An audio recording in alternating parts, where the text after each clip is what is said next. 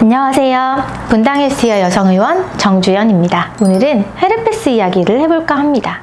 주변에서 피곤하거나 면역력이 떨어질 때 입술 또는 입 근처에 수포가 생기는 분들 종종 볼 수 있죠. 이 포진이 바로 헤르페스로 인해 생기는 수포입니다. 하지만 이 바이러스가 입 근처에만 생기지 않고 생식기에도 발생할 수 있습니다. 헤르페스 바이러스는 생물학적 유형에 따라 무려 8종으로 구분이 되는데요. 그 중에 대표적인 것이 단순 헤르페스 1형과 2형 두 가지를 합해서 단순 포진 바이러스라고도 하거든요. 1형이 주로 입 주위에 병변을 만든다면 2형은 주로 생식기 주변으로 병변을 만들게 됩니다. 그래서 생식기 헤르페스 감염은 80에서 85% 정도가 헤르페스 2형에 의해서 발생을 하지만 구강성교에 의해 15% 정도는 헤르페스 1형에 의해 발생하기도 합니다. 생식기 헤르페스의 경우 성행위로 감염되는 경우가 대부분으로 점막 또는 갈라진 피부를 통해서 감염이 됩니다.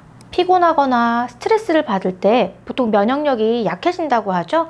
그렇게 면역력이 떨어지는 상황이 되면은 바이러스가 활성화가 되면서 증상을 보이게 됩니다. 바이러스 감염은 1차 감염과 비1차 감염으로 나누어 볼 수 있겠습니다. 1차 감염은 이전에 1형과 2형 모두 노출된 적이 없는 경우이고, 이런 경우에는 증상이 다양하고 그 정도가 심해질 수 있는데요. 열이 나거나 근육통, 두통 등이 동반이 될 수 있고, 생식기 통증 또는 소변 볼 때 배뇨시 통증 같은 것들이 나타날 수 있겠습니다. 반면 비1차 감염은 이전에 헤르페스 1형에 대한 면역이 있었던 사람에게서 2형 감염이 생기는 경우인데요. 이때는 1차 감염에 비해서는 증상이 경한 편입니다.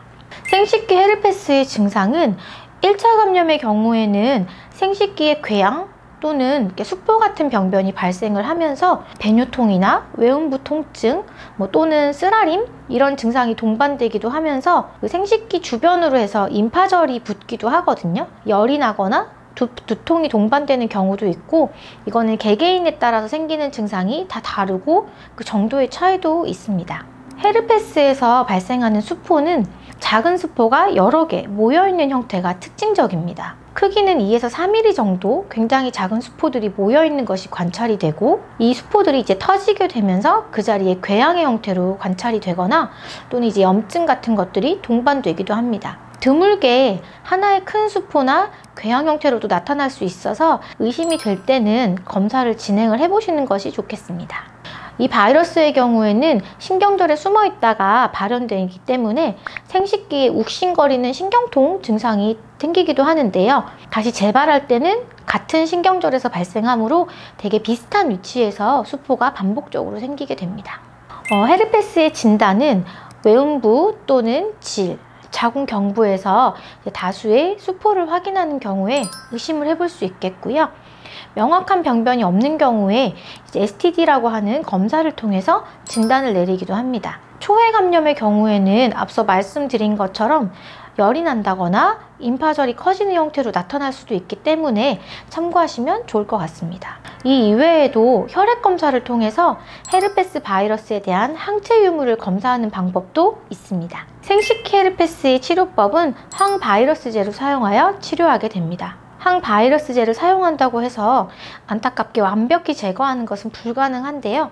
약 복용을 통해서 증상의 정도를 경감시키고 증상의 지속 기간을 줄일 수 있습니다. 그리고 새로운 병변이 발생하는 것도 어느 정도 막아줄 수 있기 때문에 효과적인 치료가 될 수 있습니다. 처음에 병변이 발생한 후에 72시간 내에 치료를 하는 것이 더 나은 효과를 얻을 수 있겠고요.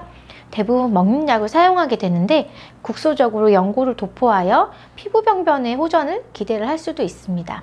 약 종류는 대개 아시클로버나 팜시클로버, 발라시클로버 등을 사용하게 되고요. 세 가지 모두 증상 개선에 효과가 있는데요. 발라시클로버 같은 경우 하루 2번을 복용하고 나머지는 하루 3번을 복용하시면 됩니다. 전신 증상이 너무 심하거나 합병증이 동반되는 경우에는 정맥주사로 항바이러스제를 투여하기도 합니다. 단순 포진 바이러스의 재발은 흔한 편입니다. 대개 2형의 경우에는 평균 재발률이 첫 1년에 4번 정도 있고요. 40%는 6회 이상이고 20%에서는 무려 10번 이상 재발이 되기도 하거든요.